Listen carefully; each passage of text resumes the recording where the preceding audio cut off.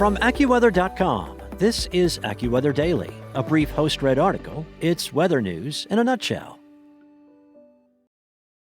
AccuWeather meteorologists are saying that a storm that dumped snow in California's Sierra Nevada early this week will spread snow to the Colorado Rockies today and tomorrow, and then on to the Appalachians by Thanksgiving Day. Significant travel disruptions are anticipated for tens of millions that take to the roads and the skies, even in areas where rain and thunderstorms occur instead of snow.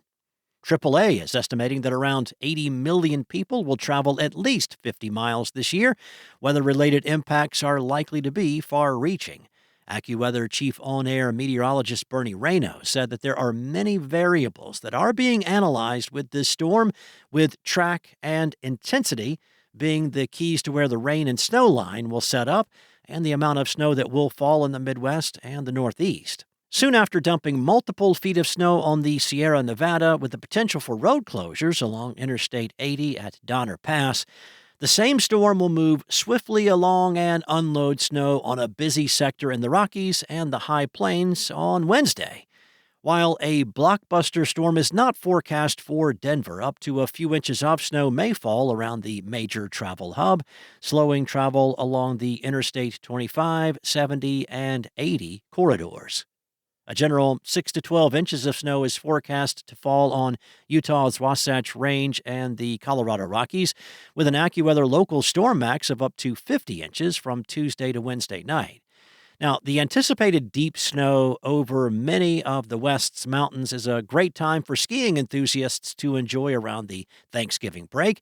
The storm will tiptoe over much of Texas and lower elevations of the southern plains by midweek. As the storm shifts eastward, it will gather more moisture from the Gulf of Mexico and later the Atlantic and gain some strength from Wednesday to Thursday as it treks through the eastern U.S. Rayno added that how much the storm strengthens in the east will determine not only how far north it will track, but also the approximate boundary between rain and snow and whether the snow struggles to accumulate or piles up enough to create slippery travel. There are two main scenarios with the situation later this week in the east. One, a weaker storm will tend to skip out more to the east with intermittent rain and little to no snow over the Appalachians. But two, a stronger storm would tend to track farther to the north with somewhat heavier precipitation and a zone of accumulating snow, most likely from the central Appalachians to interior New England.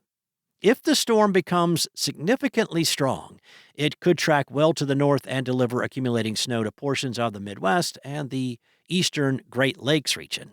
At this time, AccuWeather meteorologists believe there will be a zone where snow or a mixture of rain and snow will fall on the colder northern side of the storm through the Midwest and Northeast, with likely a narrow band or pockets where several inches of snow will fall with slippery travel. Accumulating snow will likely be somewhere along the I-70 to I-80 corridor from Illinois to Ohio in the Midwest. In the Northeast, moderate to heavy snowfall is most likely over northern New England and the higher elevations in central New England.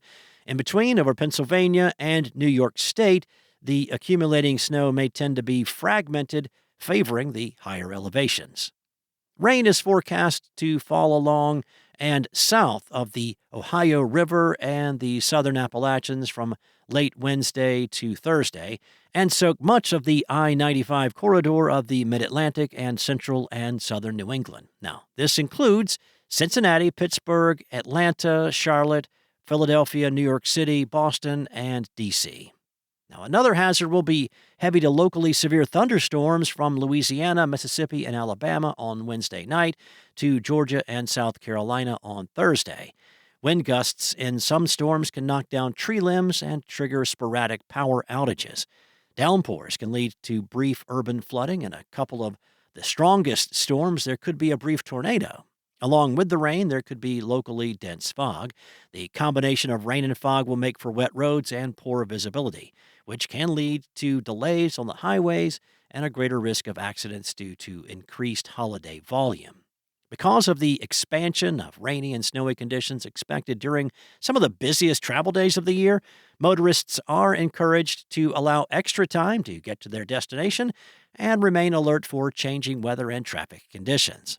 While a blockbuster storm is not expected in the major hubs east of the Mississippi River, even a small amount of rain, snow, or fog can be enough when combined with holiday volume to multiply airline delays and flight cancellations significantly.